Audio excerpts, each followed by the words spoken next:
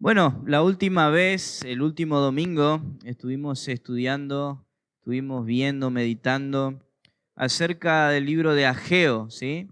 Habíamos visto el libro de Ageo y pudimos ver algunos puntos, y el punto principal de todo el mensaje era: ¿cuál es tu prioridad? ¿Cuál es tu prioridad? Y vimos ahí el contexto en cuanto a Ageo, y nos fuimos hasta Esdras y vimos que Esdras relataba ahí la historia de cuando el pueblo de Israel salió de Babilonia, cuando un hombre llamado Ciro de Persia, Dios usó a este hombre para liberar al pueblo de Israel bajo una ley y tradición que ellos tenían llamada la bondad persa, que ellos invadían pueblos, pero no exterminaban con todos, sino que los liberaban y después le cobraban unos impuestos. Pero no solo hizo este hombre, sino que Dios usó para glorificar el nombre del Señor. Y había un propósito por el cual Él liberó también al pueblo de Israel después de 70 años de estar cautivos, y lo liberó con un propósito central. Le dijo: vuelvan y reconstruyan el templo, reconstruyan su templo en el lugar original, el templo de Dios, y que su nombre sea glorificado. Y vemos como el rey Ciro le dio muchísimas cosas para que ellos vuelvan. Les dio autoridad, les dio poder adquisitivo, les dio animales. Y en Esdras vemos todas las personas que fueron liberadas. Hay una lista, un registro claro, histórico, de todas las personas que fueron liberadas y fueron a Israel nuevamente. Pero fueron con este propósito central: tienen que ir y construyan. Y no solo lo dijo de palabras, sino que lo dejó escrito.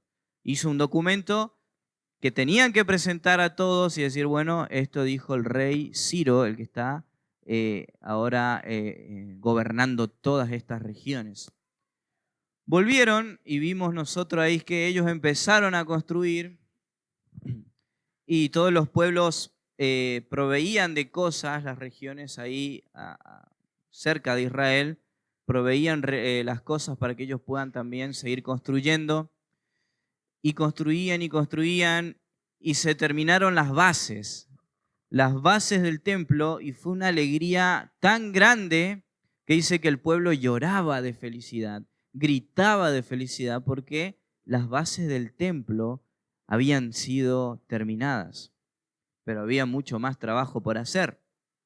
Y vimos que ahí aparecieron algunos pueblos cercanos que hoy entendemos que son los samaritanos, y fueron y le dijeron: nosotros queremos ayudar con la reconstrucción. A nosotros también nos llevaron cautivos y nosotros adoramos a Dios también. Queremos reconstruir el templo también con ustedes. Y los sumos sacerdotes, el sumo sacerdote a cargo en ese momento, que era Josué, no el Josué que nosotros conocemos, sino otro Josué, y el gobernante de ese entonces, ahí en Israel, en Judá, dijeron: no vamos a permitirles a ustedes, porque por escrito tenemos que solo nosotros nos permitió el rey Ciro construir. Solo nosotros podemos hacer esta obra. ¿Y qué pasó? ¿Se lo tomaron bien? Habíamos visto que no. Empezaron a presionar al nuevo gobernante, al nuevo rey de toda esa región, que ya no era Ciro, porque Ciro había muerto en batalla. Ahora era un hombre llamado Darío, el rey Darío. Y bueno, un dato ahí, entre paréntesis, es curioso porque hoy Israel se está bombardeando con Irán. Irán es a la antigua Persia, los mismos que liberaron a ellos hace tiempo atrás, que está registrado en Esdras, y hoy están en guerra. Y vemos cómo este rey Darío, por la presión que estaba teniendo de las cartas de los samaritanos, por temas de que todo se mantenga en orden, y que no haya un levantamiento. Entonces dijeron, bueno, no, que no construyan. Y los samaritanos le escribían con una carta diciendo, estas personas son malas, son personas que no están haciendo bien y jamás hicieron bien. Y el rey Darío vio esto y dijo, bueno, está bien, que no construyan más, que se detenga la construcción. Esta carta llegó y ahí la construcción se detuvo. Se detuvo por esa carta, por impedimento del gobierno, por impedimento de los samaritanos que venían y molestaban constantemente a los judíos ahí para que no sigan la reconstrucción. Y un momento se detuvo, y se detuvo por durante 17 años la reconstrucción, la cual el rey Ciro dejó por escrito, irrompible, que tenían que construirse. Y habíamos visto ahí,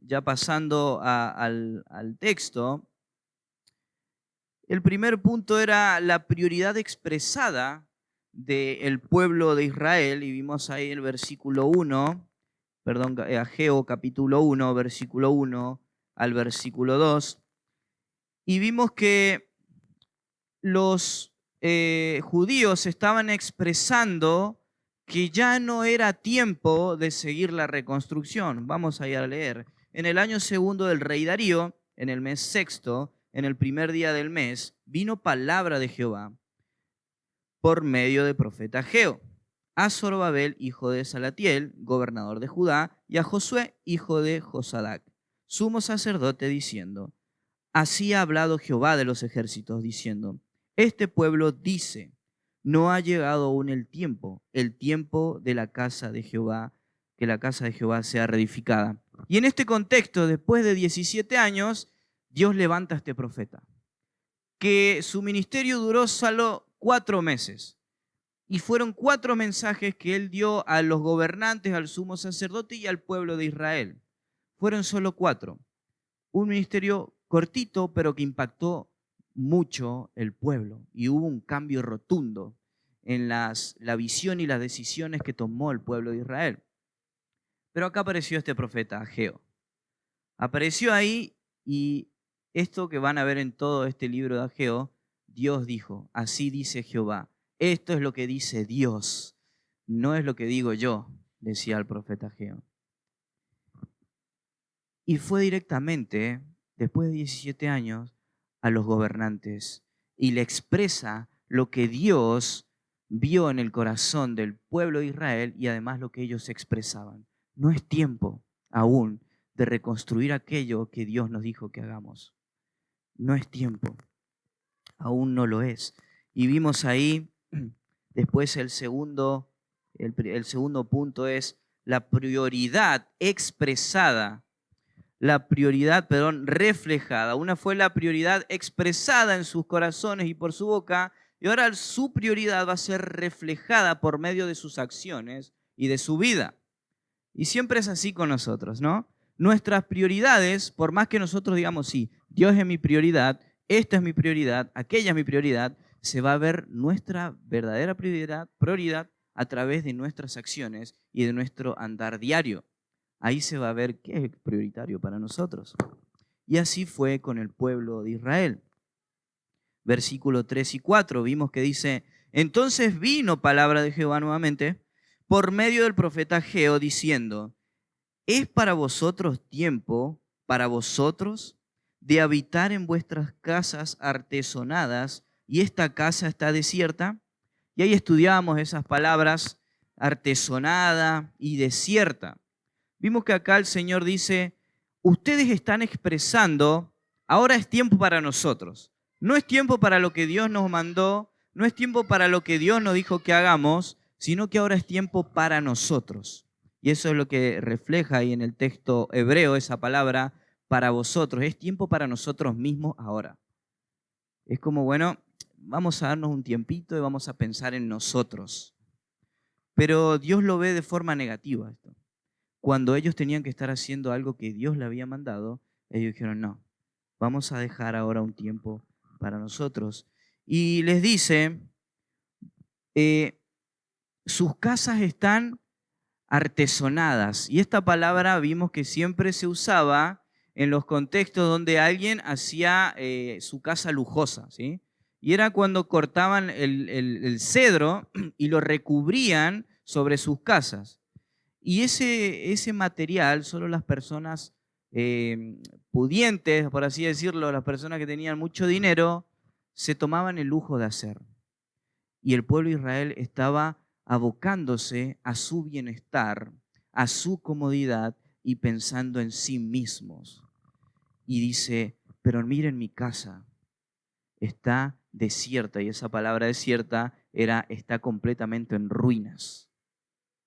Está en ruinas. Y habíamos visto que el templo no solamente era un edificio en ese momento, era la misma presencia de Dios, la voluntad de Dios en medio de ellos, Dios guiándole a ellos.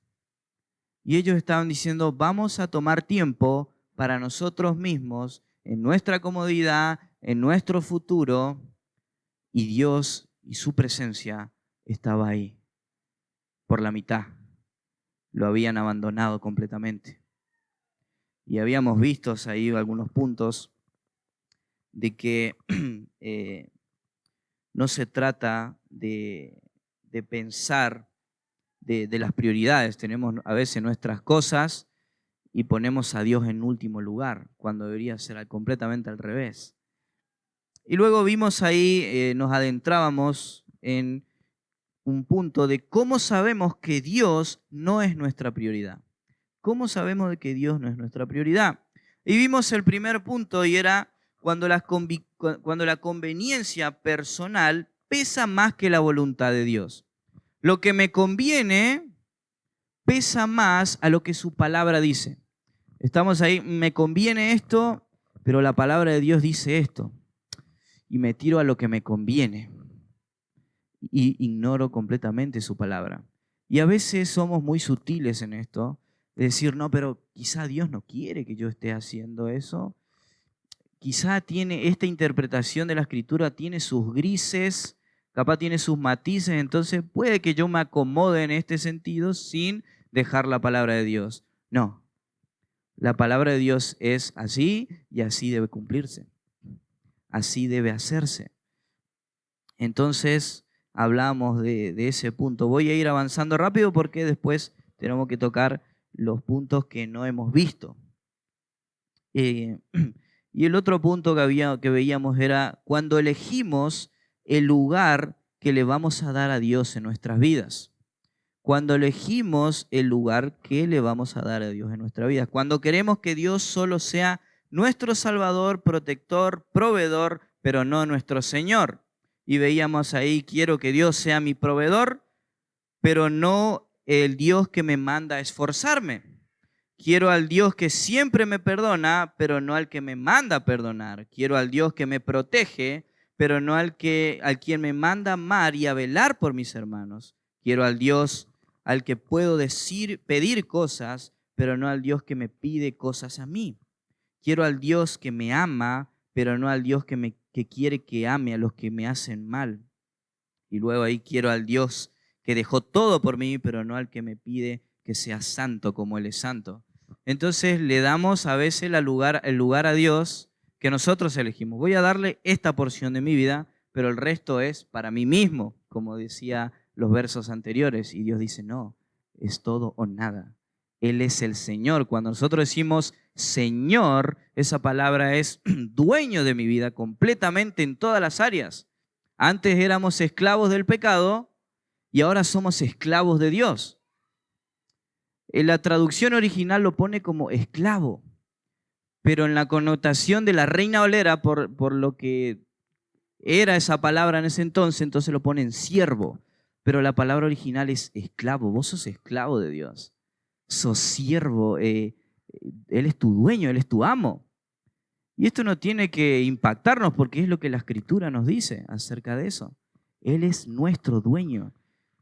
Todas las áreas de nuestra vida, Él debe estar en control. Y el otro punto, que a ese sí no lo habíamos tocado, y de ahora vamos a empezar nuevamente y vamos a ir tocando los próximos versos. Espero que se haya entendido hasta ahora todo el resumen que hemos hecho de lo que vimos anteriormente. Y seguimos ahí dentro de cómo sabemos que Dios no es nuestra prioridad. Y el otro punto es cuando no lo buscamos. Cuando no lo buscamos. Suena simple, ¿no? Cuando no lo buscamos. Cuando no oramos como Él nos pide orar. Primera de Tesalonicenses 5:17, orad sin cesar. A veces nos cuesta en este sentido, ¿sí? Todos tenemos que crecer en el tiempo de orar, en cómo orar y la importancia de orar. Tenemos que tenerlo en la mente, decir, bueno, es importante orar. Es sumamente importante orar. Si nosotros decimos relacionarnos con alguien, pero si ni siquiera le dirigimos una palabra, ¿qué relación hay?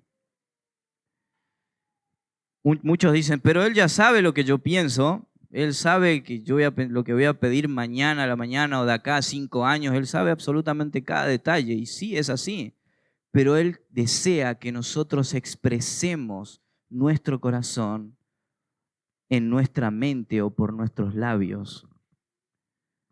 Entonces es sumamente importante poder orar.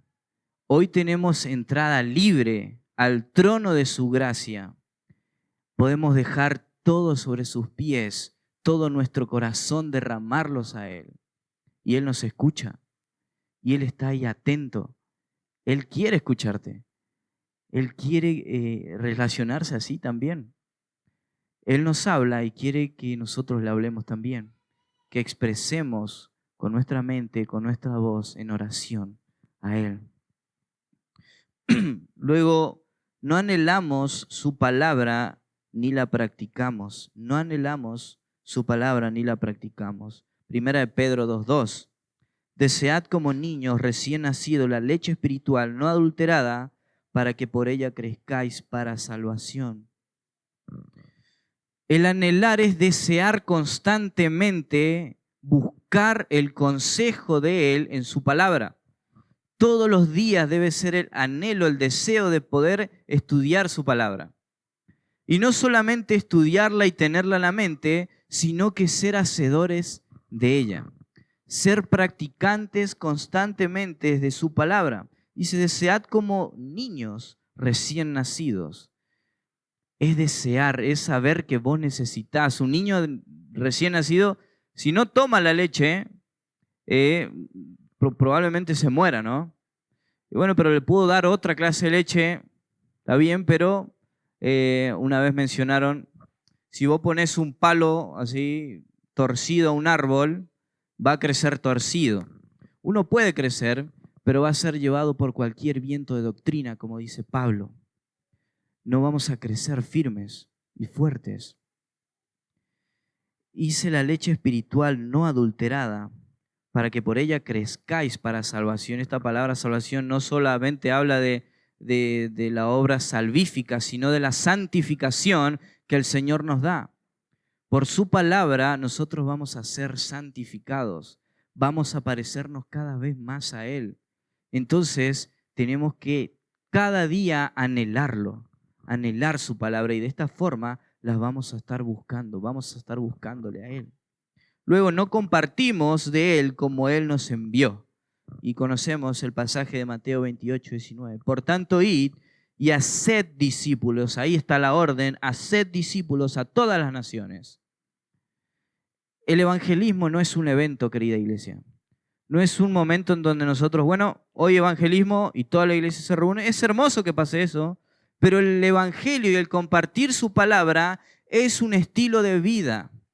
Todos los días tenemos que buscar la oportunidad y orar al Señor para que nos dé esa oportunidad para predicar el evangelio, para compartir acerca de Él y de lo que Él hizo por la humanidad.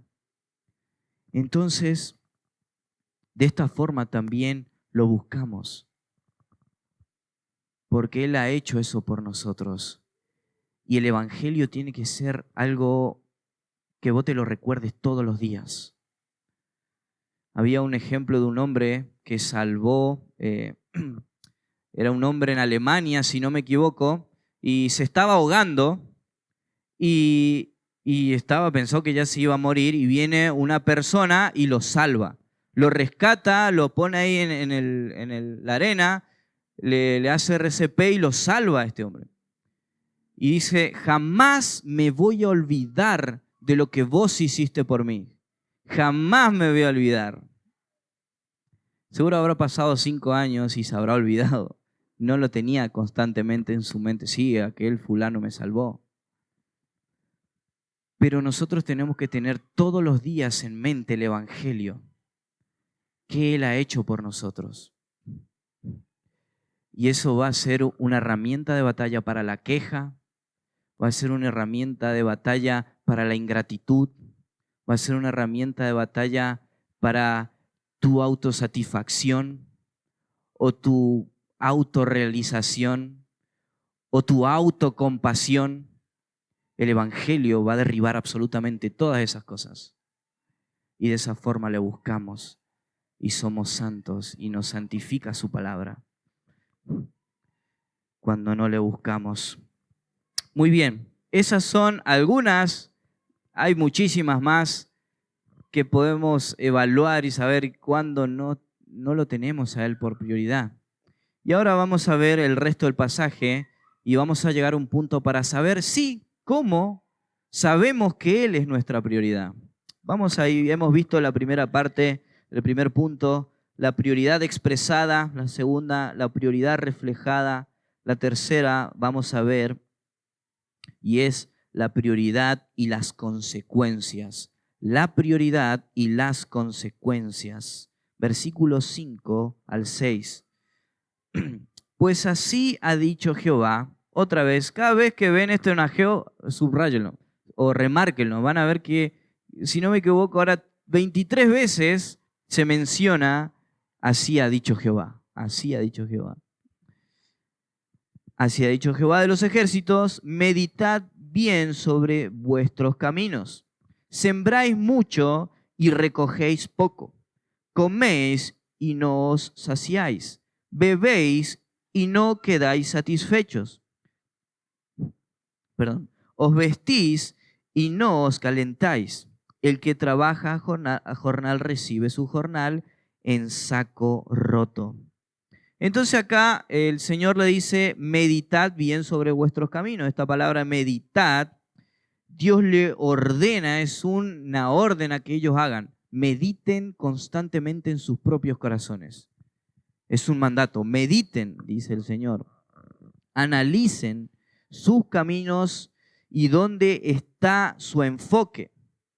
Luego le dice que todas las cosas en las que ellos estaban enfocados y las que ellos estaban abocados a hacer es esto. Su enfoque era trabajar su enfoque era trabajar, pero su trabajo no le iba a dar fruto. Ellos estaban enfocados en trabajar, en hacer, en construir sus casas, pero el Señor dijo, ese trabajo no le va a dar frutos a ustedes. No le dará fruto. Después dice, toda su fuerza en buscar la provisión, pero no era suficiente para satisfacer sus necesidades. Ellos buscaban y buscaban, pero dice el Señor, no van a ser satisfechos. Todas sus fuerzas en la bebida, pero no iba a saciar su sed. Su sed no sería saciada. Todas sus fuerzas en buscar el abrigo, pero no se abrigarían del frío. El dinero que cobraban se le esfumaba muy pronto. Constantemente se le esfumaba el dinero. Caía como en saco roto. Como que y ya, se le iba todo el dinero. Aquello en lo que estaba la prioridad de estas personas, eso mismo no les saciaría, ni podía satisfacer su necesidad. Su enfoque estaba hasta en lo más básico para vivir, pero ni siquiera en eso debe estar nuestra prioridad, sino Dios debe ser nuestra prioridad por sobre todas las cosas. Ellos estaban buscando hasta lo más básico, pero todo su esfuerzo, todo su enfoque y toda su prioridad estaba en eso. Y Dios le dice, no va a ser saciado nada de eso. Eso no va a satisfacer sus vidas. Lo material que ustedes están buscando va a ser como que cae en saco roto. Ahí estaba todo su esfuerzo, en formar familias, en reconstruir sus casas, en hacer plantaciones, en volver a tener un comercio estable. Ellos habían salido, 70 años estuvieron fuera. Me imagino, qué alegría nuevamente. Estamos en nuestra tierra. Hay que trabajar, hay que formar familias, hay que poner sinagogas nuevamente. Todas estas cosas estaban enfocados ellos. Pero el Señor decía, no lo va a satisfacer. Porque hasta en lo más básico, nuestra prioridad no tiene que estar puesta ahí, sino en Dios. Y vemos muchos principios de esto en la palabra del Señor. Ahora, con esto no estoy diciendo que ustedes tienen o tenemos nosotros que poner a un costado las cosas que tenemos que hacer, ¿sí? Tenemos que trabajar, tenemos que cuidar, ser administradores de nuestro hogar, de nuestras casas. Tenemos que hacer estas cosas, pero lo que digo es que nuestro enfoque no tiene que estar puesto en eso. Nuestra prioridad no tiene que ser eso. Y el Señor va a decir, eso no lo va a satisfacer. Mateo 6:33. Muchos lo conocemos. Mas buscad primeramente el reino de Dios y su justicia, y todas estas cosas serán añadidas. Y todas esas cosas eran el abrigo, las cosas básicas que el Señor había dicho. El abrigo, la comida, el sustento. Pero ¿qué era primordial? Buscad primeramente el reino de Dios y su justicia. Y yo me voy a encargar de ustedes. Ustedes encárguense de mí, pongan su prioridad en mí y yo me voy a encargar de ustedes. Como dice el pastor, negocio redondo. Es algo hermoso. Cuando nosotros ponemos nuestra prioridad en Dios, Dios se va a encargar de nosotros. Él no es bueno, vos vení acá, pero después todas las cosas arreglate vos como pueda. No, Él no es un Dios así. Él es un Dios de orden y es tu Padre. Él tiene cuidado de vos. Él tiene cuidado de nosotros. El afán de vivir de estas personas le llevó a buscar primeramente las cosas materiales y después buscar a Dios, lo cual llevó a su insatisfacción. Ellos querían evitar la pobreza, pero al no priorizar a Dios, eso fue lo que obtuvieron: pobreza espiritual e insatisfacción. Eso fue lo que consiguieron. Y lo dice Ageo versículos más adelante. Versículo 1:9 dice, buscáis mucho y halláis poco, y encerráis en casa, y yo lo disiparé en un soplo. ¿Por qué? Dice Jehová de los ejércitos, cuando mi casa está desierta y cada uno de vosotros corre a su propia casa. Mi casa está destruida, dice el Señor. Y esto no era, no era como capricho, por así decirlo, de Dios. No, mi casa tiene que ser... No, Él quería estar en medio de ellos. Dios estaba diciendo, yo quiero estar en medio de ustedes. Yo quiero guiarles a ustedes. Yo quiero ser su Dios. Yo quiero estar ahí. Quiero que ustedes se relacionen conmigo. Quiero que haya esta relación. Pero el enfoque de ustedes, dice el Señor, está en otro lado. Y ese enfoque lo va a insatisfacer completamente. No van a estar satisfechos. Van a tener pobreza espiritual.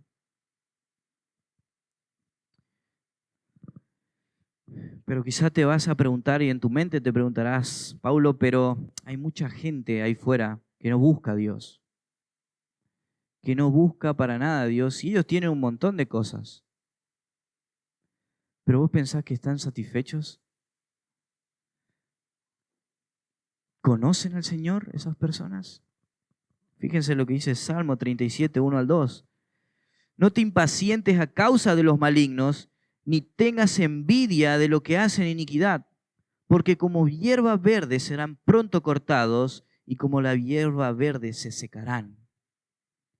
Se van a secar y van a ser cortados. Tienen mucho, sí, disfrutan esta vida en material y en cosas así, pero están insatisfechos y un día su vida será cortada. Pero los justos heredarán el reino del Señor. Entonces, la prioridad de este pueblo estaba en otro lado. Estaban enfocados en hacer sus cosas, en crecer, en tener bienes, pero Dios le muestra que no es así. Ahora, ¿cómo sabemos que Él es nuestra prioridad? ¿Cómo sabemos que Él es nuestra prioridad? Y acá se aplica a lo de Efesios 4, la dinámica del cambio. Efesios 4 te va a decir, el que antes robaba, ahora no robe más, sino que trabaje y dé a los demás. El que antes hablaba mal, deje de hablar mal y hable lo que es bueno para la edificación de sus hermanos. Y vemos estas cosas que son esto y lo contrario, esto y lo contrario. Pero no como una forma obligatoria, sino como luchar contra aquello que quiere dominar mi corazón. Y les digo esto porque va a ser contrario a todos los puntos que yo dije anteriormente. Y se van a dar cuenta. El primer punto de cómo sabemos que Él es nuestra prioridad es cuando la voluntad de Dios está por encima de nuestra conveniencia. Cuando nuestra conveniencia está en juego, porque cuando nuestra conveniencia está en juego, pero estamos dispuestos a perderla por seguir su voluntad. A veces nuestra conveniencia depende de un hilo, ¿no? Si yo sigo haciendo esto, voy a perder algo o no me va a convenir. Había una persona que conocí, que esta persona por disciplinar a sus hijos bíblicamente, le dijeron, o dejas de disciplinar a tu hijo, darle chachas con paleta, y yo te voy a denunciar, le dijo su mamá. Yo te voy a denunciar. No podés dar chacha con paleta a mi nieto, le dijo. No podés hacerlo. Y esta persona estudió todo lo que decía, lo que hemos estudiado el jueves, de disciplinar a nuestros hijos. Y dijo, no, la voluntad de Dios es esta. Porque en su voluntad, en la palabra de Dios dice esto. Siguió haciéndolo. Y le denunció. Denunció su mamá, su propia mamá denunció a su hija porque le estaba dando chachas con paleta. ¿Cuánto estamos dispuestos nosotros a perder por seguir la voluntad de Dios? Va a haber un día, queridos hermanos. Acá no hay persecución como en la que hay en otros lugares, pero hay personas que pierden sus vidas por seguir la voluntad de Dios. Hay personas que había un niño en Medio Oriente que entendió ahí, tengo que predicar el Evangelio, tengo que hacerlo porque Mateo me dice, haced discípulos y entiendo que es una orden. Y en su inocencia fue y le dio un folleto a uno que era de Hamas o Hezbollah o algo así, y lo terminaron arrastrando de la pierna de una camioneta. Pero él entendió que tenía que predicar el Evangelio. Hoy nosotros no vivimos nada de esto. Pero ¿cuánto está dispuesto vos a perder por seguir la voluntad de Dios? O vas a seguir tu conveniencia o lo que la palabra de Dios dice. Entonces ahí vamos a ver que Él es nuestra prioridad. Dejo este trabajo, sé que este trabajo no me conviene, no glorifica a Dios, pero su palabra dice que todo lo que yo haga tiene que ser para gloria de Dios. Dejo este trabajo, aunque me esté dando mucho. Voy a buscar otro trabajo, voy a esforzarme, voy a hacer lo que tengo que hacer. Sé que el Señor me va a sostener, pero voy a obedecerlo.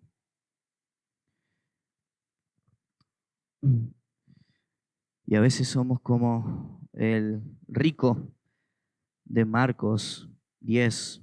Entonces Jesús mirándole le amó y dijo, una cosa te falta. Anda y vende todo lo que tienes y dalo a los pobres y tendrás tesoro en el cielo y ven y sígueme, tomando tu cruz. Pero él, afligido por esta palabra, se fue triste porque tenía muchas posesiones. Tenía muchas posesiones y no estaba dispuesto a perderla. Otra, cuando su señorío es visible en nuestras vidas, cuando su señorío es visible en nuestras vidas, cuando no solamente decimos que Él es nuestro Señor, sino que se ve en nuestro día a día que Él es nuestro amo. Y sigamos el ejemplo de nuestro Señor Jesucristo en Lucas 22:42. Cristo es nuestro ejemplo, amén. Tenemos que ser como Él, diciendo, Padre, si quieres, pasa de mí esta copa, pero que no se haga mi voluntad, sino la tuya. Que no se haga nuestra voluntad, sino la de nuestro Señor, la de nuestro amo. Y ahí se ve que Él es tu prioridad. Otra, ¿cuándo le buscamos? ¿Cuándo le buscamos? Cuando oramos, no por obligación ni presión por lo que otros nos dicen, sino por una convicción. Y porque entiendo qué es la oración y anhelo la oración. Cuando buscamos su palabra no solo para el conocimiento, sino para un conocimiento vivencial, para un conocimiento llevado a la práctica. Entiendo su palabra, sé lo que dice, bueno, ahora la vivo, la sigo, la practico.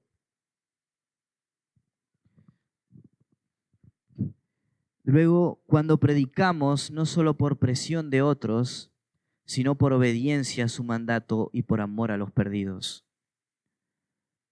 No predico solo cuando alguien me obliga a ir, vamos, tenemos que predicar, sino que es una forma de vida tuya. Ahí cuando nadie te ve, cuando el pastor no te ve, vos estás predicando el evangelio sin temor.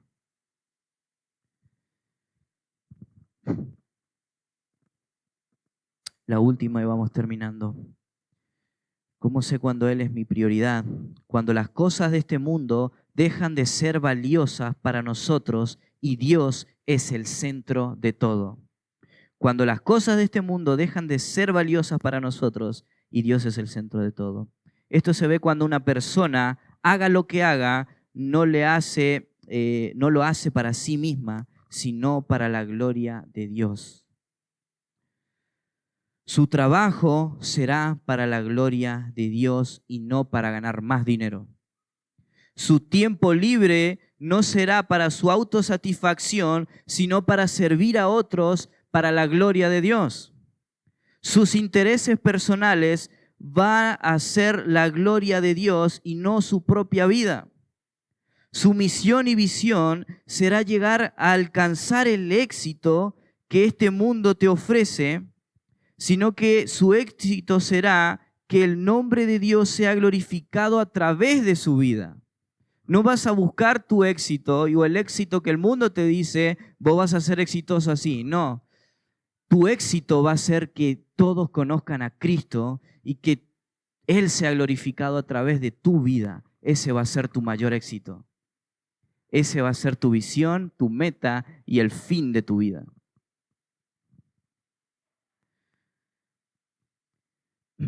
Su meta será que su familia ame a Dios. Su anhelo no será ser reconocido, sino que su carácter sea parecido al de Cristo, esté donde esté. Cuando el cuerpo de Cristo, su iglesia, no sea algo secundario en su vida, sino que lo vea como su familia, la cual tiene que amar, servir y cuidar. De estas formas vemos cuando nosotros tenemos a Dios en primer lugar. Cuando no vemos a Dios como una religión. A veces decimos, y siempre está en nuestro dialecto cristiano, no, Dios no es una religión. Pero a veces tratamos a Dios como una religión. A veces lo tenemos ahí de forma secundaria. Sí, hoy es domingo, tengo que ir, estoy ahí domingo, pero en la semana puede que esté viviendo otros principios. Dios tiene que ser todo en tu vida. Él tiene que mover todo en tu vida. Él tiene que ser tu visión. Él tiene que ser tu anhelo. Él y solo Él. Y pueden llamarte fanático o lo que sea, pero Dios debe ser nuestra prioridad, querida iglesia. Él debe ser primero que todo.